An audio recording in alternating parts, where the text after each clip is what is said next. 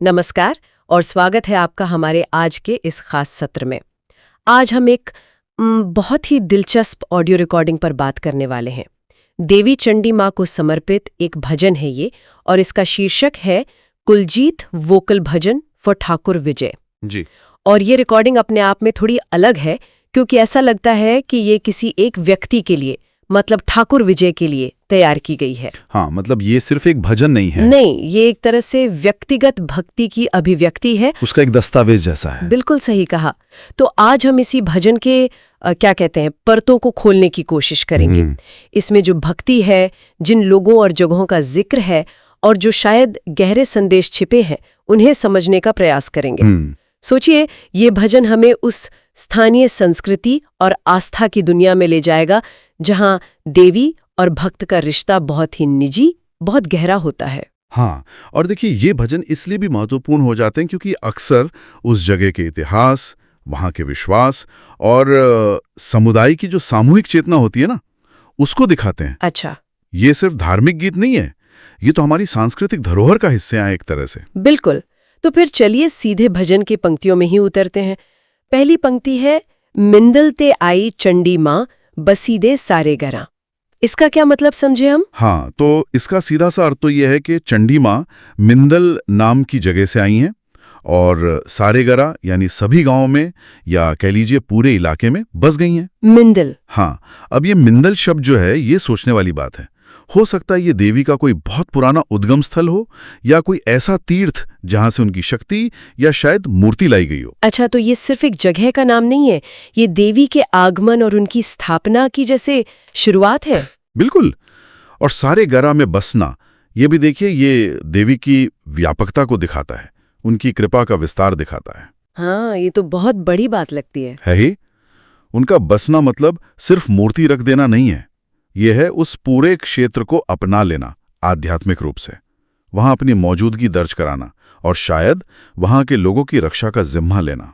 एक तरह से अभयदान जैसा। हाँ, बिल्कुल, एक तरह से देवी द्वारा उस भूमि को अभयदान देने जैसा ही है। और फिर जब देवी आ जाती हैं तो भक्तों के मन में क्या इच्छा होती है? अगली पंक्तियां हैं, असा रज रज ओ असा रज रज दर्शन पाना मेरी चौड़ चंडी माँ, असा रज रज दर्शन पाना मेरी चंड चंडी माँ। ये रज रज दर्शन पाने की इच्छा, ये क्या बताती हैं? रज रज, ये शब्द बहुत भावुक है। इसका मतलब है जी भरकर, पूरी तरह से, जब तक तृप्ति ना हो जाए। भक्त सिर्फ एक झलक नहीं चाहता, नहीं, वो देवी के दिव्य स्वरूप में पूरी तरह से डूब जाना चाहता है। ये गहरी प्यास है, एक तीव्र इच्छा है। और दर्शन जो है ना, वो सिर्फ आंखों से देखना नहीं है, ये एक आध्यात्मिक अनुभव है। देवी की कृपा को, उनकी उपस्थिति को महसूस करना है, उनसे एक जुड़ाव बनाना है। और ये जो नाम इस्तेमाल हुए हैं, चौड़ चंडी माँ, चंड चंडी माँ, ये क्या हो सकते हैं? क्या ये प्यार से या स्थानीय तौर पे बुलाने वाले नाम है? बहुत संभव है। अक्सर भक्त अपनी भक्ति में इतने डूब जाते हैं कि भगवान या देवी को बहुत ही निजी, बहुत स्नेह भरे नामों से पुकारने लगते हैं। ये नाम उस अपनेपन को दिखाते हैं, उस व्यक्तिगत रिश्ते को जो भक्त महसूस कर रहा है। ये दिखाता है कि देवी उनके लिए कोई दूर की शक्ति नहीं, बल्कि अपनी माँ जैसी हैं, जिनसे वो लाड़ कर सकते हैं। ये भजन को और अपना बना देते हैं। सही बात है, ये तो है। अच्छा, भजन आगे बढ़ता है और इसमें कुछ ऐसे नाम आते हैं लोगों के, जगहों के, जो ऐतिहासिक लगते हैं। ये इसे और दिलचस्प बनाता है। जैसे भूरी सिंह मतगी ले आया, बसाया मंगल ठागरा। ये भूरी सिंह कौन हो सकते हैं? हाँ, ये पंक्ति देखिए, भजन को एक ठोस जमीन देती है। भूरी सिंह जरूर कोई महत्वपूर्ण व्यक्ति रहे होंगे, जैसे शायद कोई राजा या कोई स्थानीय सरदार या पुजारी या कोई बहुत माने हुए भक्त, जिन्होंने देवी की मूर्ति या उनकी पूजा को मंगल ठागरा नाम की जगह पर स्थापित करने में मुख्य भूमिका निभाई होगी। अच्छा। और मतागी ले आया का मतलब शायद सम्मान के साथ ले आया या पूजा अर्चना करके स्थापित किया, ऐसा कुछ हो सकता है। तो मतलब ये भजन सिर्फ भक्ति गीत नहीं रहा, ये तो एक तरह का मौखिक इतिहास भी बन गया, जो भूरी सिंह और मंगल ठागरा की कहानी सुना रहा है। निश्चित रूप से ये उस समुदाय के लिए बहुत महत्वपूर्ण रहा होगा। ये पंक्तियां उस घटना को याद दिलाती हैं जिसने देवी को उनके आज के स्थान पर स्थापित किया। ये देवी के इतिहास को इंसानी कोशिशों से जोड़ती हैं और उस जगह को, मंगल ठागरा को, एक पवित्रता देती हैं।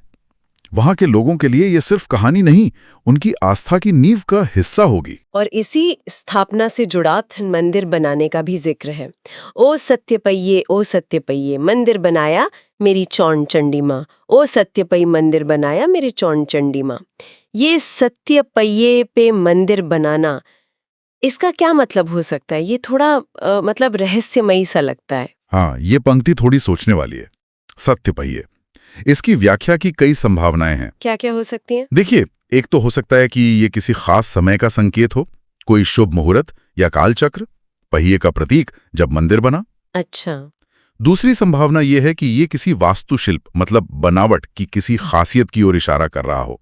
शायद मंदिर में कोई चक्र या पहिए का निशान बना हो, या उसकी बनावट ही किसी पहिए जैसी हो। या फिर इसका कोई सिंबॉलिक मतलब भी तो हो सकता है, प्रतीकात्मक, जैसे सत्य का पहिया, मतलब धर्म या न्याय के सिद्धांतों पर आधारित। बिल्कुल, ये तीसरी और शायद सबसे गहरी संभावना है। सत्य पहिए पे मंदिर बनाना यानी उस मंदिर की नींव सत्य, धर्म और न्याय पर रखी गई है। वाह! कि वो सिर्फ ईंट पत्थर की इमारत नहीं, वो एक नैतिक और आध्यात्मिक केंद्र है। अब देखिए, बिना और जानकारी के पक्का कहना तो मुश्किल है, पर ये पंक्ति मंदिर बनाने के काम को एक ऊंचा दर्जा जरूर देती है। हाँ, ये तो है। ये दर्शाती है कि बनाने वालों की नीयत साफ थी और मंदिर का मकसद सत्य को स्थापित करना था। ये वाकई सोचने वाली बात है। अच्छा, अब भजन थोड़ा व्यक्तिगत सेवा और फिर समुदाय के कल्याण की तरफ मुड़ता है। एक पंक्ति है, हेमराज माँ तेरा सेवक सेवा करदा सारा गरा। यहाँ हेमराज कौन है और उनकी सेवा का क्या मतलब है? हेमराज यहाँ देवी के एक समर्पित सेवक के तौर पे सामने आते हैं, पर दिलचस्प बात यह है कि उनकी सेवा सिर्फ अपनी नहीं है, वो सेवा करदा सारा गारा। हाँ, इसका क्या मतलब?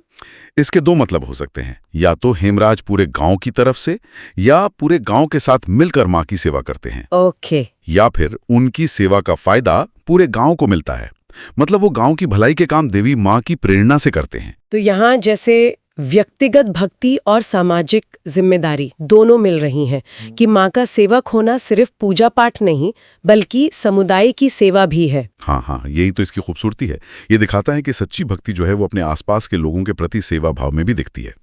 हेमराज का उदाहरण ये बताता है कि देवी की कृपा सिर्फ व्यक्तिगत मोक्ष नहीं बल्कि सामुदायिक कल्याण का रास्ता भी खोलती है। और इसी सामुदायिक भावना को आगे बढ़ाते हुए रक्षा की प्रार्थना आती है।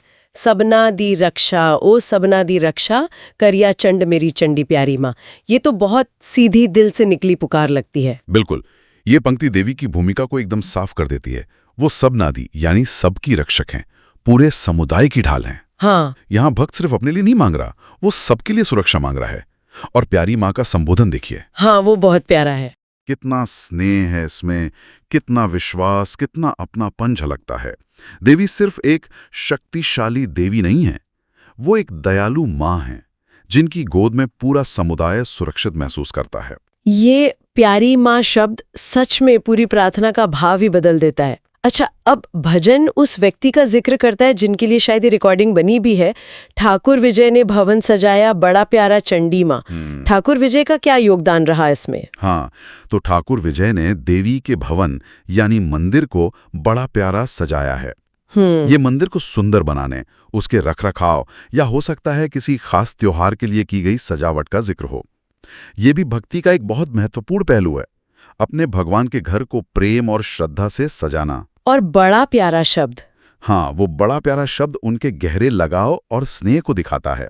ये बताता है कि वो ये काम सिर्फ एक जिम्मेदारी समझकर नहीं बल्कि पूरे प्यार से कर रहे हैं। और फिर तुरंत बाद एक बहुत ही महत्वपूर्ण बात कही जाती है, तू है मेरे कुलदेवी मेरी चंडी चंडी माँ।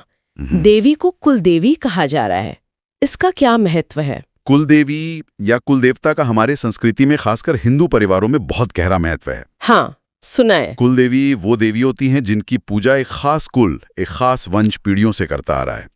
वो उस वंश की रक्षक मानी जाती हैं, पहचान और निरंतरता का प्रतीक होती हैं। अच्छा, तो ठाकुर विजय का चंडी माँ को अपनी कुलदेवी कहना, ये उनके परिवार का देवी के साथ पीढ़ियों पुराना गहरा और अटूट रिश्ते को दिखाता है। तो ये भजन मतलब सिर्फ एक आम स्तुति नहीं है, ये ठाकुर विजय और उनके परिवार की अपनी कुलदेवी के प्रति खास आस्था और समर्पण का भी प्रतीक हुआ।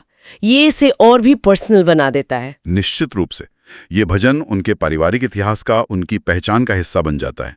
कुलदेवी में आस्था व्यक्ति को अपनी जड़ों से जोड़े रखती है और परिवार को एक धागे में पिरो कर रखती है। आगे बढ़ते हैं। भजन में व्यक्तिगत प्रार्थना और देवी पर पूरी तरह निर्भर होने का भाव बहुत साफ छलकता है।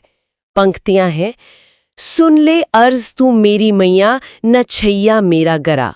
ये कितनी सीधी और सरल पुकार है ना। हाँ, ये तो जैसे भक्त के दिल की आवाज है सीधी। सुन ले अर्ज तू मेरी, इसमें कोई औपचारिकता नहीं, बस एक सीधी विनती है, जैसे कोई बच्चा अपनी माँ से कुछ कह रहा हो। बिल्कुल। और ना छैया मेरा गरा, मेरे घर को, मेरे परिवार को, या शायद मेरे पूरे गांव को कभी मत छोड़ना, अपनी कृपा हमेशा बनाए रखना। ये भक्त की सबसे गहरी इच्छा है, देवी की निरंतर उपस्थिति और सुरक्षा की कामना।